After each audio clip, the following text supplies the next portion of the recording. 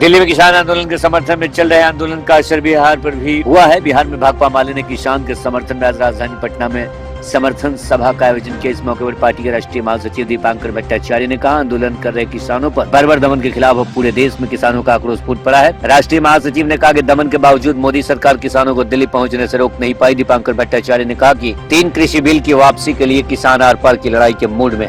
विरोध जो है पूरे देश के किसान कर रहे हैं और ये तीनों कानून जो लॉकडाउन के दौर में पारित कर दिए गए, लोकतंत्र की हत्या करके, ये तीनों कानून पूरे देश की खेती को चौपट करने वाले कानून है और किसानों को गुलाम बनाने वाले कानून है।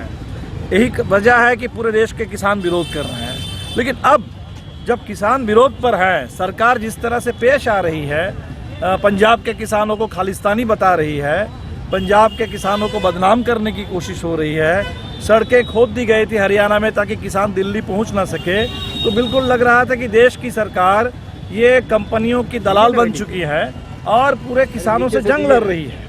तो हिंदुस्तान की सरकार को हिंदुस्तान के किसानों से जंग नहीं लड़नी चाहिए। हिंदुस्तान की सरकार को किसानों से बात करनी चाहिए और किसानों को बदनाम नहीं करनी चाहिए।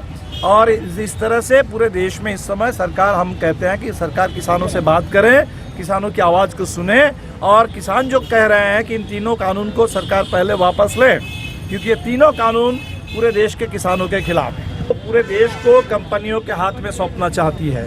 एक ही नीति है, रेलवे को अदानी अंबानी के हाथ में दे दो, पूरे देश की शिक्षा को अदानी अंबानी के हाथ में दे दो, पूरे देश के कोयला खदानों को, बंदरगाह को, हवाई अड्डों को सब अदानी अंबानी को दे दो।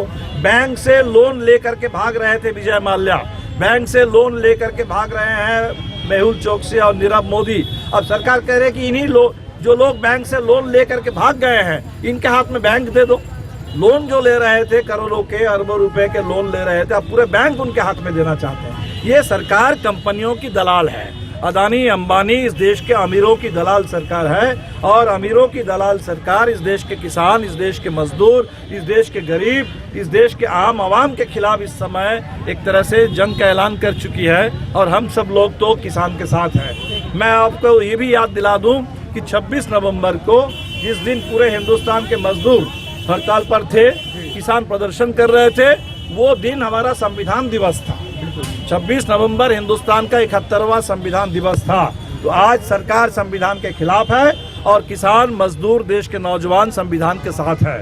तो एक तरफ सरकार है, अदानी अंबानी कंपनी राज है, और दूसरी तरफ देश के किसान, देश के मजदूर, देश के नौजवान और देश का संविधान है। ये बड़ी लड़ाई है देश की आज़ादी की, लोकतंत्र बचाने की, और इसीलिए हम सब लोग बिल्कुल किसानों के साथ हैं। लेटेस्ट खबरों के लिए देखते रहिए MUZ न्यूज और ताज़ा अपडेट पाने के लिए चैनल सब्सक्राइब करना ना भूलें।